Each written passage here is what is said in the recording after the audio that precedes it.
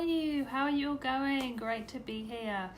I'm going to be talking about skin today and how hormones can affect your skin. And there's lots of different ways the hormones can affect your skin, but I'm just going to really focus in on your sex hormones, maybe talk about the thyroid hormones a little bit and what you can do and what to look out for. So for those of you that don't know me, my name is Naomi Judge. I'm a naturopath and I'm a nutritionist, and I help women connect the dots between their health, their happiness and the hormones.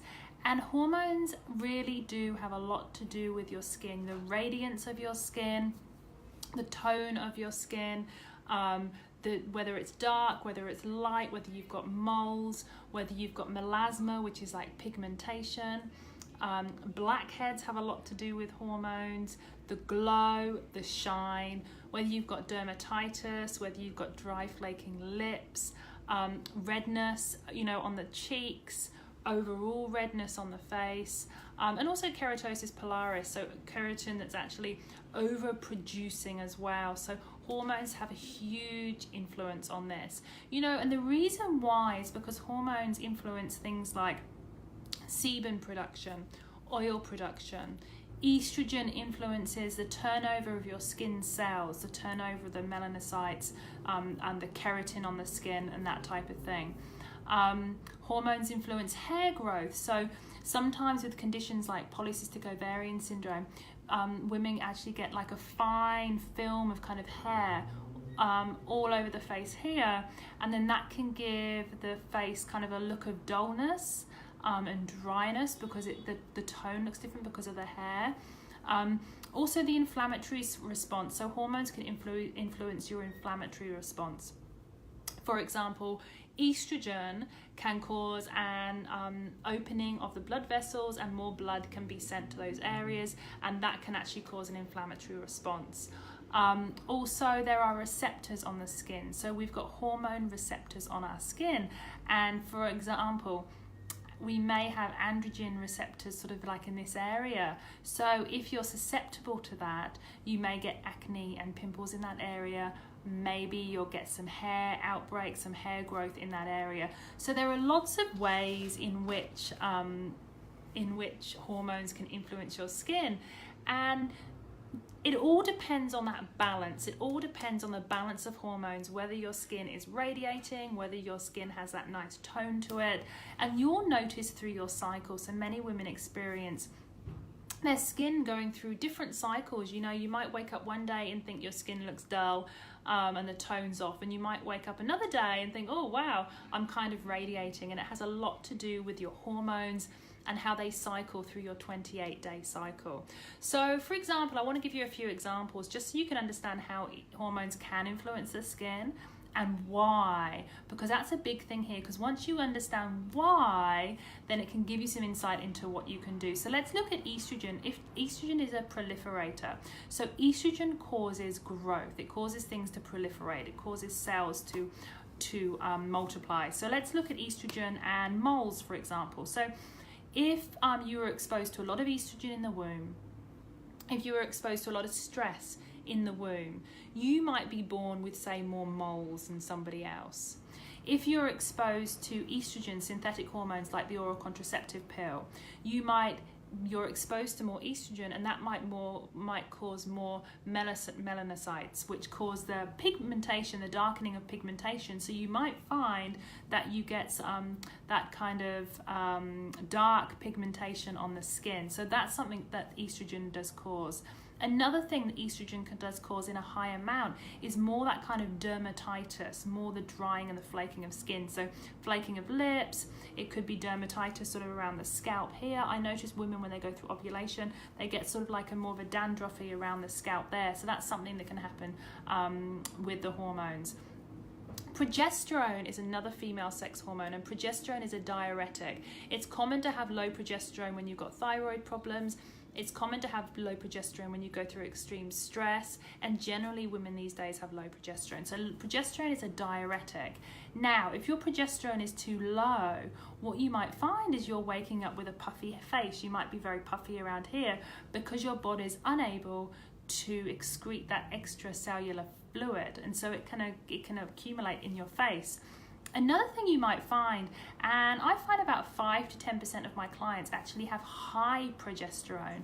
Now, when your progesterone is too high, that can actually cause loss of fluid, so you might get that dehydration. So there are those two things that can happen with progesterone, but definitely look out for that puffiness. If you find you get a lot of facial puffiness, that can be a progesterone issue, and progesterone is something that needs to be worked on through meditation, through stress techniques, through candle gazing, and there are lots of other things that progesterone cause, like sore painful breasts, thyroid problems, autoimmune problems, those kind of things, immune issues. So look out for that one.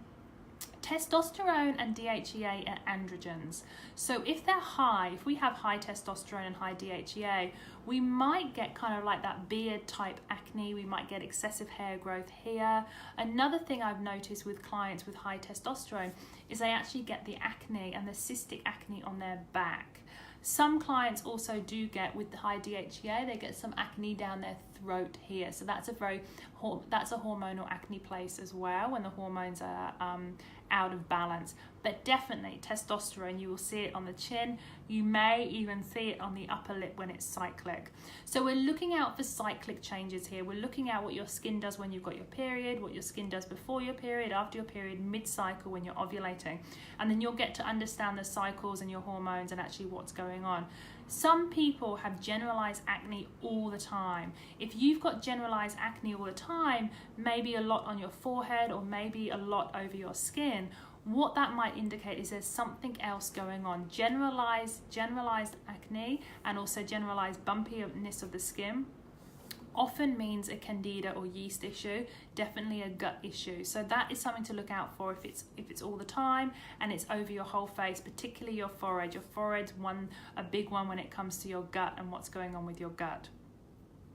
Now, prostaglandins are something that rise when we've got our period. They're the inflammatory kind of markers. They cause that painful periods. You know, when we get those really painful periods, a lot of back pain, a lot of dragging pain in our legs when we have our period, maybe in our hip joints. High prostaglandins are inflammatory markers.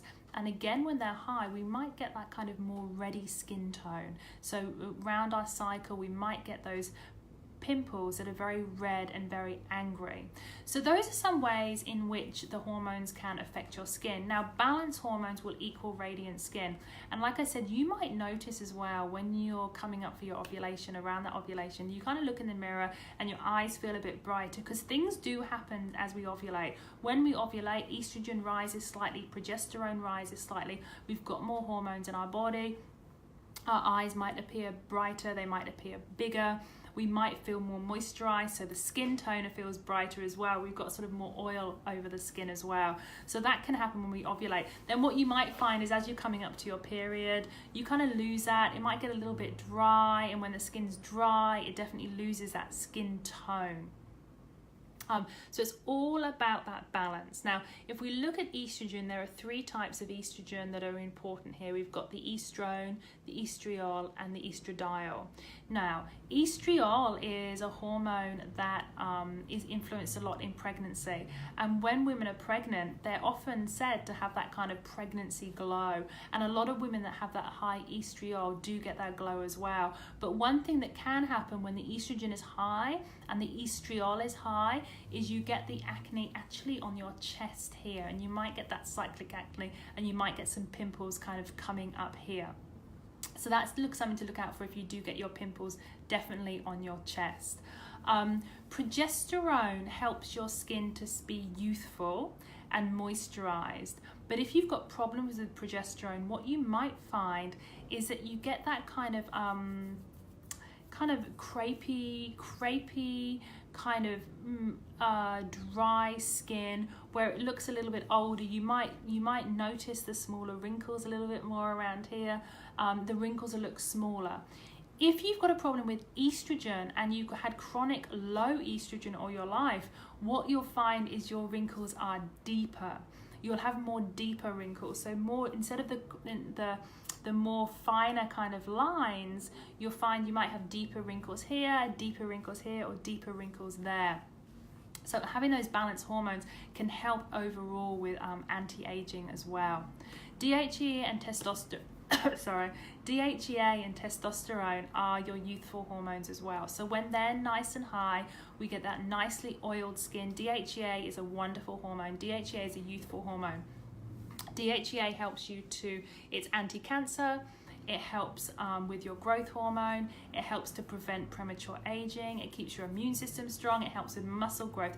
DHEA is so very important, but normally through some illnesses, through immune issues, also parasites. If you had a gut parasite, your DHEA drops out. This is why I've noticed a lot of times when people have had parasites, they actually have more aged skin as well, because it's affecting your DHEA. So these two hormones are beautiful and youthful. So although they cause negative effects, if they're too high, you might have back acne. If they're too high, you might get your acne sort of around here. And another thing I've noticed with high DHEA is you might also get kind of smelly armpit sweat as well. But having these hormones high, it's youthful, so you have to it's about that balance. It's about that youthful kind of glow in the skin. But if they're too high, then you do suffer with the acne and maybe excessive hair growth, the popping up of the excessive hair growth. So notice the difference between excessive hair growth due to high testosterone and excessive hair growth when someone's got polycystic ovarian syndrome. So polycystic ovarian syndrome, you more get that kind of like light fluff of hair.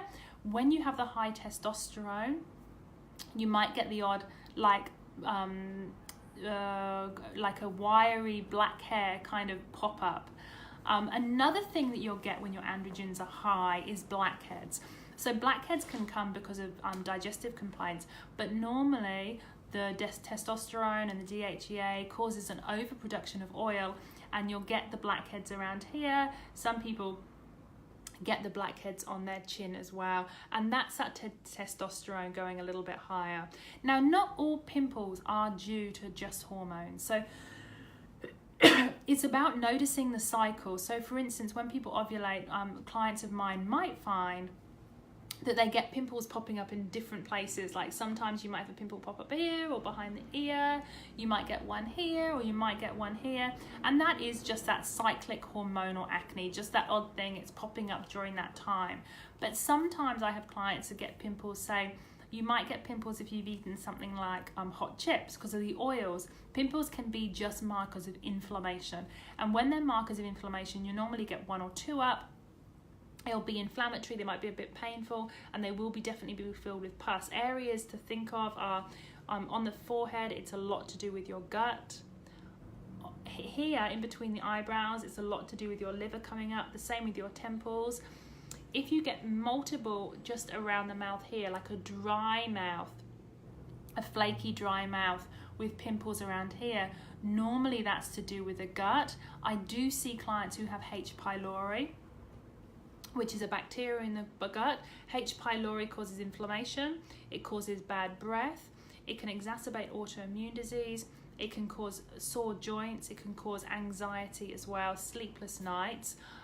H. pylori sits in the digestive tract in the stomach and can cause a rash around the mouth, dry, red kind of lips, sore kind of lips, and pimples around here. So that's to look out for definitely if you've got digestive problems as well. Bad breath is a huge sign. Also ridges on the nails. So ridges on the nails can also be a sign of H. pylori. So that's something different. But having said that, H. pylori can be exacerbated by elevated estrogen, because estrogen causes things to grow. Estrogen can cause yeast to grow. Estrogen can affect your immune system, so estrogen can effectively cause yeast to grow, it can cause bacteria to grow, it can cause viruses to grow, and that's because estrogen actually changes the way your immune system reacts to things. And this is why during pregnancy, a lot of people might get sick, but they have relief from, say, an autoimmune disease. It's hormone related, so you balance your hormones. That's actually going to have a knock-on effect and help your autoimmune disease. That's actually for another Facebook Live, which I think I'll do. I haven't done that one yet. So looking at different types of acne, we can have cystic acne, we can have painful acne, we can have cyclic acne, back acne, testosterone and DHEA, chest acne, which is estrogen driven, generalized face acne, forehead acne that's more to do with your yeast and your digestive, Jawline is a really interesting one. So when it comes to the jawline just down here, normally that's high estrogen to low progesterone. So you balance your progesterone out with your estrogen, and normally that improves this acne down here. Sides of the neck is normally hormonal acne as well, and that can either be due to elevated estrogen, and also I've seen elevated DHEA do that as well. If you've got severe hormone imbalance with your DHEA and testosterone, it's possible that it can cause all over face acne. So you see this with some teenage boys, you see this with some teenage girls as well. People athletes say that have taken, say, steroids, because that affects your hormones. It's more an all over red, really angry acne, cystic acne that's very painful all over and red, and it happens all over, and it can be all over the back as well. So that's when you've got very severe testosterone versus your female sex hormone imbalance. PCOS is another condition that can be caused by elevated testosterone and elevated estrogen, and that again can cause that kind of all over the cheek acne. So with severe cases, you really want to work at balancing those hormones and figuring out which hormone is causing it, because if you say take something like Bioceuticals Femplex, Bioceuticals Femplex has herbs in it that turn testosterone into estrogen. So if you take Femplex and it worsens your acne, that gives you a good idea of what's going on. But if you take something like Femplex from Bioceuticals, and I've seen it work very well for testosterone dominant acne, it can work within weeks. Wonderful product. But if you take it and it works, that gives you a really good indication that your acne is testosterone driven. So Femplex is wonderful. Using Vitex for acne because of low progesterone is really, really good. But cleansing is always the first thing you can do. Cleansing out your lymphatic system, cleansing out your gut is really important. Now, the next thing that I've seen a lot of due to hormones is darkening of the skin. Melanite stimulating hormone, which causes your melanocytes on the skin to darken. This can happen due to a number of different things. UV, exposure to UV, so when we get tanned, the sun, the UVA, the UVB causes the melanocytes to go dark, stimulates them to go dark to protect our skin. But hormones also cause it as well. So moles are caused it, and actually excessive moles, here's a connection. 20 or more moles on your arm is a risk factor to estrogen, has been shown to be a risk factor for breast cancer. So we can see the connection. We can see the connection between moles, and we can see the connection between the melanocytes and also estrogen dependent cancers. So there is a hormone connection there. Melasma is also a hormonal skin darkening, and then chloasma. Chloasma is what happens during pregnancy. Women, when they get pregnant and they get that excessive darkening of the skin, that normally like on the forehead here, sometimes sort of around the cheeks here, that goes once they've had the baby. Once all the hormones are out of their body, that can actually disappear. And then we've got freckles as well. So freckles again can be caused by not only sunlight, but it's the darkening of the skin, so it can be exacerbated by the hormones as well. So other roles of the melanite stimulating hormone, we've got it protects your skin from UV damage, so we need it. But it's an anti-inflammatory. And also, get this, it works with leptin to reduce your appetite. So there we can see that maybe there is a connection with the hormones, maybe there's a connection with a melanite stimulating hormone, and also weight issues as well. So if you've got less of it, you might have weight issues. If you live in colder climates, maybe you're more likely to have weight issues. And have you ever noticed the hot weather, when you go to a hot country and you are just chilling out and you're out in the sun more, how your appetite does decrease as well? So there's quite an interesting, I didn't know that about that hormone until I dug a bit deeper, but I think that's a really interesting thing to factor in, that there are other connections, and we don't know the full implication of this hormone and melanocytes and their connection to other hormones, and the fact that it is a hormone. So the etiology of the darkening of the skin, how it happens, we've got hormones. So being on the oral contraceptive pill, being pregnant, having HRT, having ovarian cysts, having estrogen dependent cancers. That can be risk factors for this. Now, what's interesting is even being on the marina, women have identified that they've had these skin problems, and the marina is your progesterone as well. So what we can see is it's not just estrogen. If you're sensitive to progesterone, you can get the same issues as estrogen. We know that cancer, for instance, there can be testosterone dominant cancers, there can be progesterone dominant cancers, and estrogen is the big one, and it is the huge one. It's the one we have a problem with. But please don't discount the other hormones when you're having issues. Don't just assume it's estrogen. When you've got hypothyroid issues or autoimmune conditions, again, that affects your skin, and that affects the melanocytes and the melanocyte stimulating hormone. So that also is something that can cause more darkening of the skin. So those were the acne, and also the melasma. But I also wanted to talk about a couple of different other things. So I wanted to talk about a few things that have been brought up with hormones. We talked about the dry flaky lips can be the dry progesterone. Also, there can be an issue with redness flushing, red skin, hot skin, just that general thing. Now, there's a couple of things that cause that, and I want to talk about hormones, then I'm going to quickly touch on something that I wanted to touch on. But with high estrogen opens up the blood vessels, opens up your blood vessels, and this can cause a redness and a redness flushing. Now, gut problems can also cause this as well. And if you've been on long-term antibiotics, long-term steroids, anti-inflammatories, and you've had gut problems, you might suffer from this.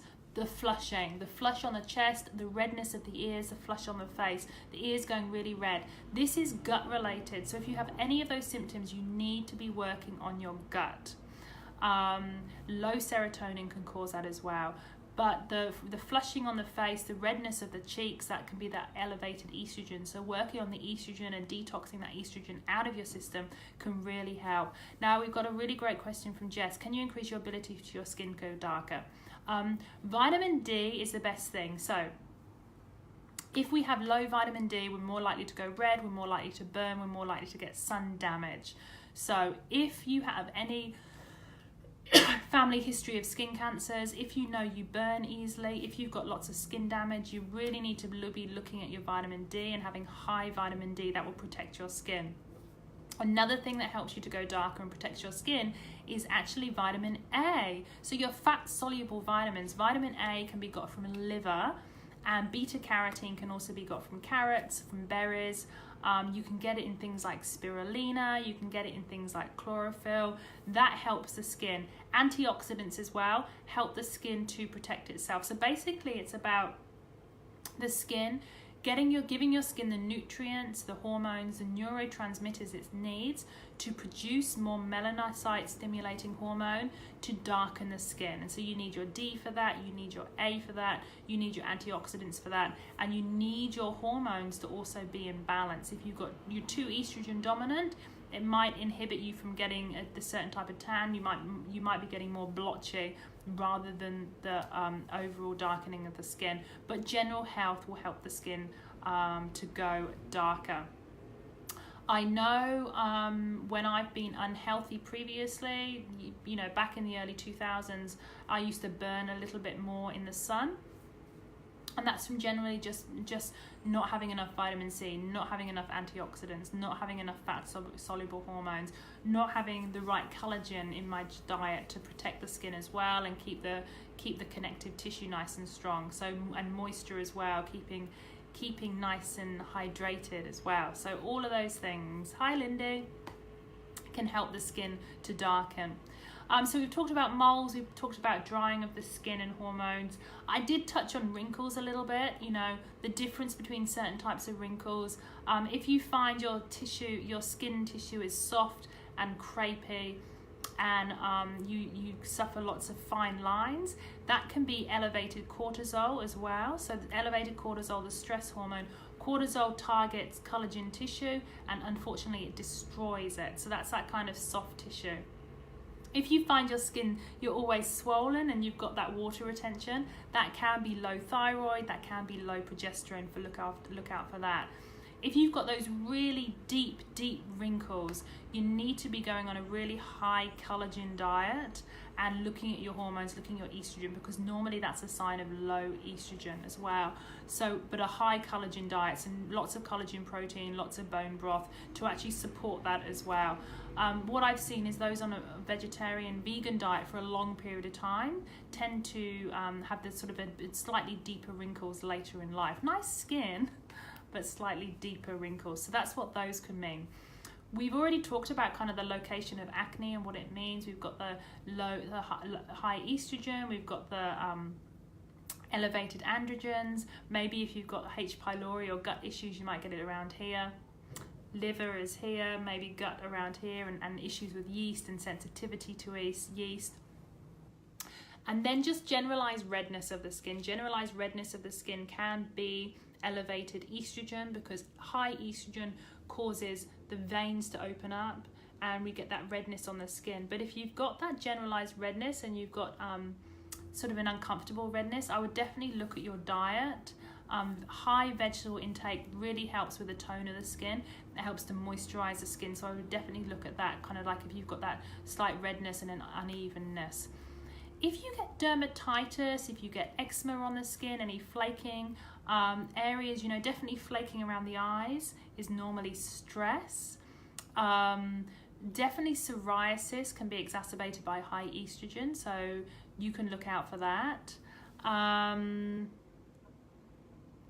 Okay, so Lucy has said, for about 8 weeks now, I've been breaking out in small acne-like rashes on my outer chin, eye, and above my mouth eyelid. It's the first time I've had it. Oh, so, I mean, when there's smaller breakouts, so generally with a hormonal breakout, for instance, you're ovulating, if you don't normally have those cyclic breakouts, you might get the odd spots. You might get one here, you might get one, nothing of. But if you're having these breakout areas, so you're saying on the outer chin just here, above your mouth and eyelid. Gosh, I mean, it sounds to me like it could be gut related, maybe candida. So I don't know if you, Lindy, I don't know if you've been taking anything for the gut. Sometimes when people do a detox, they get breakouts above the eyes. You get around the eyes, you get those rashes, and that's that kind of candida detoxing. I would actually, I'm not sure it's hormonal related. I would look to your gut. I would look to your gut and maybe do something there. Possibly it's stress related, but I would look to your gut there, because you've got it in multiple locations. Sounds like it's been 4-8 weeks, so we know it's not cyclic. If it's daily, we know it's something else that's going on. So I would say look at your gut, do some probiotics, maybe do a bit of a gut cleanse, and then zinc is one of the best things for acne that doesn't go away. Long-term acne for teenagers, because I can see questions coming up. Teenagers and just any acne that doesn't go away. So zinc is specific. It heals the skin, particularly acne scars as well. Anyone with acne scars, zinc helps to heal those scars. Caroline has asked about her daughter who's been told by a hairdresser she had psoriasis on her head. Okay, so psoriasis can be due to a number of different things. So if we look at estrogen first, if elevated estrogen is causing the psoriasis, what your daughter will know is, what she will note is that the psoriasis will always be there, but then mid-cycle, Lindy, if you're doing a gut detox with your naturopath, and if you've been doing it the past 8 weeks, I suspect you're cleansing. If you're doing a liver detox, sometimes just a couple of days off helps, then you go back on it. But that's what I expect's been happening. So what your daughter will notice with psoriasis is if it flares up and gets really, really bad, you know, around ovulation, and then gets better, it's definitely hormone related. So estrogen causes that over proliferation of the skin. We get thickening of the skin, and that can look like flaky lips. It can look like dermatitis, psoriasis, keratosis, pilaris, an overgrowth, you know, an overgrowth of the skin. So what I would do is determine if it's there all the time. Caroline, is it determine if it's there all the time? Does it get better? Does it get worse? Or is it there? Or what makes it better? What makes it worse? Or is it cyclic? If it's cyclic, it's probably hormonal. I would definitely use a natural. I would definitely use natural shampoo. And what I have seen is that food intolerances can really influence it. So I would actually talk to your 18-year-old and maybe get her to do about 2 weeks off dairy, 2 weeks off wheat, 2 weeks, make sure she's not having any soy because that can cause eczema and dermatitis as well, big time. Just do that and see if that calms it down. Just see if that calms down the psoriasis. Normally that works. And if it doesn't work, then it's about investigating a little bit more. You know, are there any nutrient deficiencies like zinc? Does she actually have a hormonal imbalance? Or is she highly allergic, sensitive to foods? The top foods are dairy, wheat, soy, and some people are sensitive to eggs as well, so keep that in mind. I also had a client who got psoriasis from having honey as well, so definitely try that first, see if that gives your daughter relief, and then just move forward from there. But first of all, identify, is it there all the time? What makes it better? What makes it worse? Is it cyclic? And then kind of that will help you to figure it out. So balance your hormones by working on your liver and your gut. Make sure you're getting enough vitamin D. Make sure you're getting enough fat soluble hormones for your skin. Your skin needs oil. Your skin needs perfect, Caroline.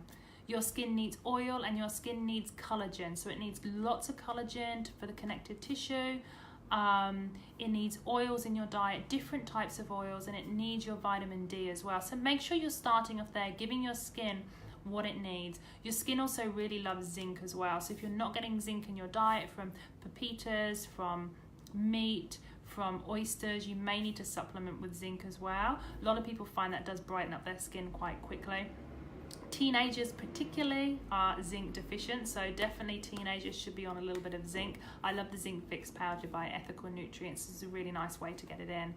Once you've sort of giving your skin what it needs, you know, balancing your diet and making sure you're getting your 4 to 6 cups of vegetables a day. I can't emphasize enough how antioxidants really help with the skin tone, help with the oxidation, help give you that bright skin tone. Vegetables and some berries will really help. They'll help more than you think. If you were having a cold pressed vegetable juice a day, that's going to really brighten up your skin, and it's going to help over a long period of time. So that would probably help more than a really expensive moisturizer.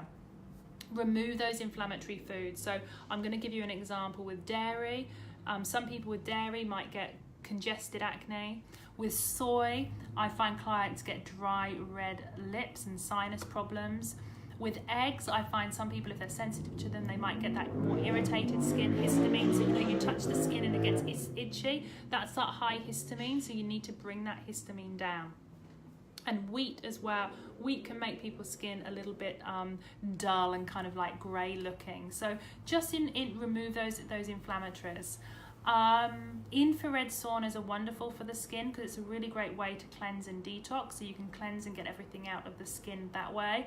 Dry skin brushing is amazing. Dry skin brushing is fantastic at detoxing the skin. So just do that every day before your shower. Wonderful for the skin.